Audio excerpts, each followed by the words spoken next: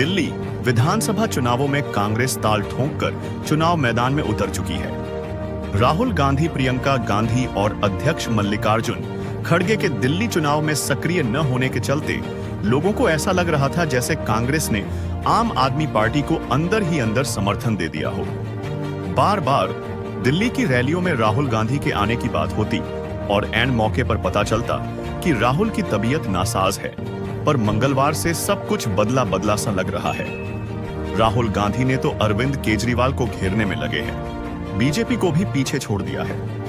राहुल गांधी अरविंद केजरीवाल को दिल्ली शराब घोटाला, शीश महल और दिल्ली दंगे के लिए कटघरे में खड़ा कर रहे हैं। दूसरी ओर अरविंद केजरीवाल भी पूछ रहे हैं कि राहुल गांधी राजमहल पर चुप क्यों हैं? नेशनल हेराल्ड घोटाले में अब तक गांधी परिवार का कोई गिरफ्तार क्यों नहीं हुआ? जाहिर है कि पिछले लोकसभा चुनावों तक एक दूसरे के साथ कदम ताल करते हुए चलने वाले राहुल गांधी और अरविंद केजरीवाल अब खुलकर आमने सामने हैं। ऐसा क्या हुआ कि राहुल गांधी अब कमर कसकर आम आदमी पार्टी पर हमला करने को तैयार हैं? कांग्रेस पार्टी पिछले कई सालों से आम आदमी पार्टी को लेकर कंफ्यूज है। सबसे पहले कांग्रेस लीडर अजय माकन ने ही आम आदमी पार्टी सरकार के शराब घोटाले को उजागर किया।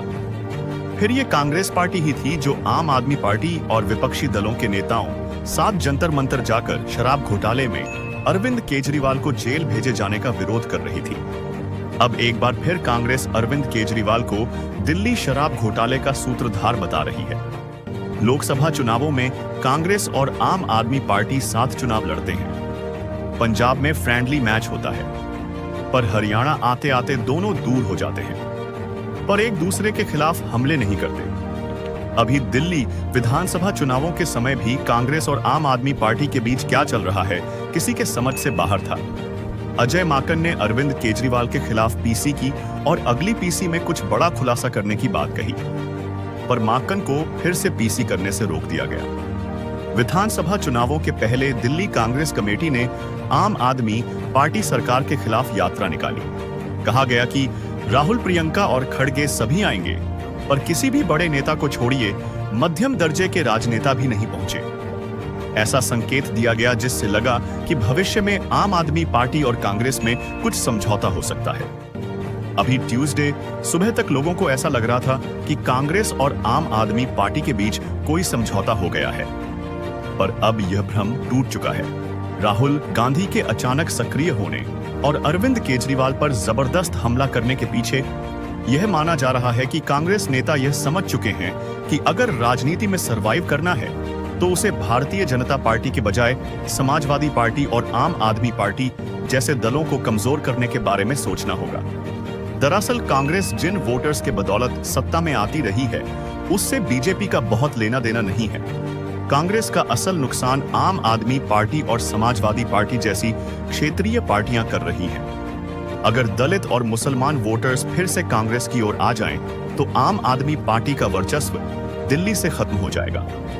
National confederation of Dalit and Adivasi organisations के एक सर्वे को सही माने तो 5 फरवरी को दिल्ली विधानसभा के चुनावों में 21% दलित मतदाताओं ने कांग्रेस को वोट देने की बात कही है, जबकि 2020 के विधानसभा चुनावों में 11% दलितों ने ही कांग्रेस को वोट दिया था। मतलब साफ है कि अगर कांग्रेस थोड़ी और मेहनत करती है तो कम से कम आम आदमी पार्टी दिल्ली से साफ हो सकती है। इसका प्रभाव यह होगा कि कांग्रेस कम से कम दिल्ली और पंजाब में अपने पुराने रुतबा को हासिल करने की राह पर होगी। दूसरा पक्ष यह भी है कि आम आदमी पार्टी अगर दिल्ली में फिर से सत्ता में आती है तो इसमें कोई दो राय नहीं है कि राहुल गांधी के बजाय मुख्य विपक्षी नेता के रूप में अरविंद केजरीवाल के राष्ट्रीय स्तर पर उभरने का मौका मिल सकता है। यह स्थिति भी कांग्रेस के लिए एक चिंता की बात है। पिछले हफ्ते कांग्रेस नेता राहुल गांधी ने कहा कि दिल्ली अब झूठे प्रचार और पीआर मॉडल नहीं चाहती है जो प्रधानमंत्री नरेंद्र मोदी और आप संयोजक अरविंद केजरीवाल अपना रहे हैं, बल्कि दिल्ली के लोग शीला दीक्षित का वास्तविक विकास मॉडल चाहते हैं। राहुल गांधी की इस बात में दम हो सकता है, क्योंकि दिल्ली में ऐसे बहुत से लोग मिलते हैं जो आम आदमी पार्टी या भारतीय जनता पार्टी को वोट देते हैं, पर जब विकास की बात होती है तो शीला दीक्षित का नाम लेते हैं। यानी कि कहीं ना कहीं उनके अंतर्मन में कांग्रेस है, पर विकल्पहीनता की स्थिति में वो दूसरों को वोट दे रहे हैं। राहुल गांधी और कांग्रेस को ऐसा लगता है कि अगर ठीक से मेहनत किया जाए तो शीला दीक्षित के विकास मॉडल को भुनाया जा सकता है। 15 साल पहले की दिल्ली जिन लोगों ने नहीं देखी होगी, उनके लिए नियमित बिजली, फ्लाईओवर, मेट्रो रेल आदि की कोई कीमत नहीं है। पर इन सब के पीछे शीला दीक्षित की भूमिका को निश्चित रूप से इनकार नहीं किया जा सकता है। जब कांग्रेस के पास कोई मजबूत चेहरा नहीं है, तो कई नेता मतदाताओं को यह याद दिलाने में जुटे हैं कि दीक्षित के कार्यकाल में बिजली और पानी की आपूर्ति में भारी सुधार हुआ था। बिजली क्षेत्र में सुधार किए गए थे, मेट्रो का विस्तार हुआ था, फ्लाईओवर और सड़क जैसी आधारभूत संरचनाएं विकसित हुई थी।